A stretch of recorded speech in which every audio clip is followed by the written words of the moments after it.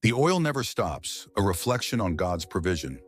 There comes a time in life when we feel like we have nothing left, when the weight of our struggles presses so heavily on our hearts that we wonder if God even sees us.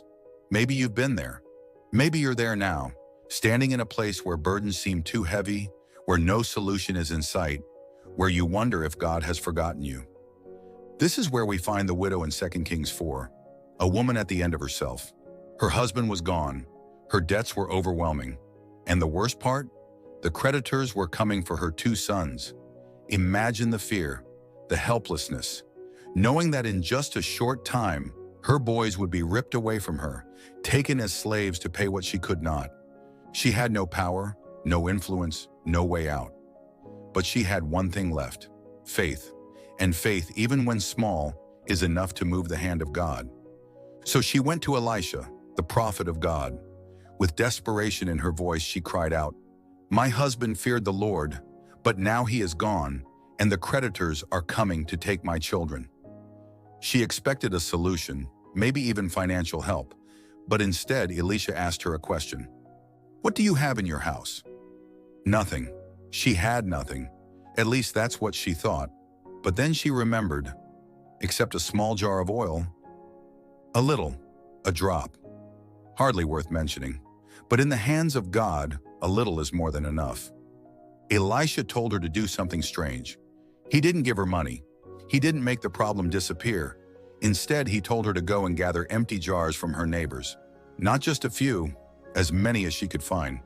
Can you picture her knocking on doors, asking for empty vessels with no idea why? The confusion on her neighbors' faces as they handed her their jars? But she obeyed. She and her sons gathered the jars, shut the door behind them, and then she began to pour. And the oil flowed. Jar after jar, it kept coming. What should have been just a few drops became an endless stream.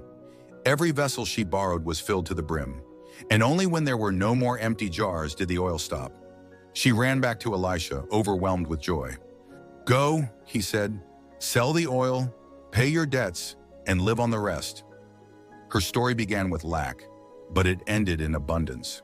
Her debt was paid, her sons were saved, her future was restored, and all of it started with something she thought wasn't even worth mentioning.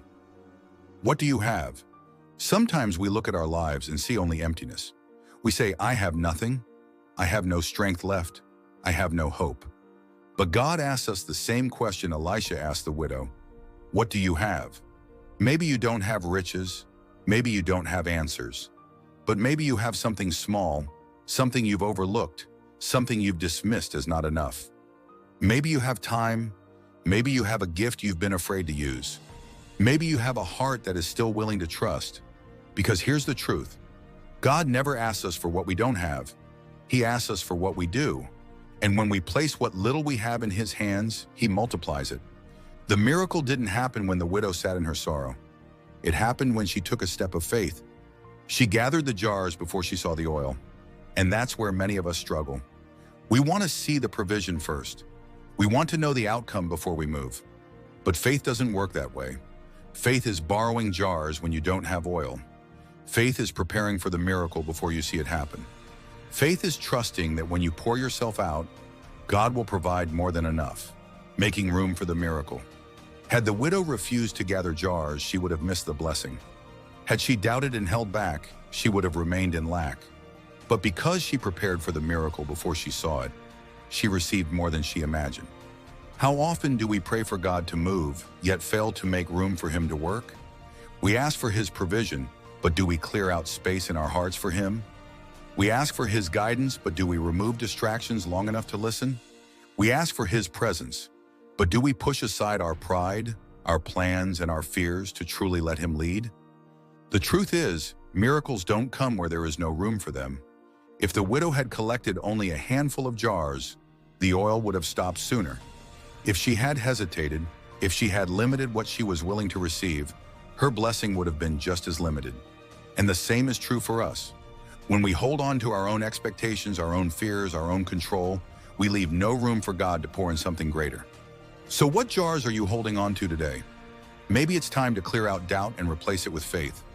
Maybe it's time to pour out bitterness and let God fill you with grace. Maybe it's time to release control and allow Him to lead in ways you never expected. Because the truth is, God never runs out of oil. His provision is limitless.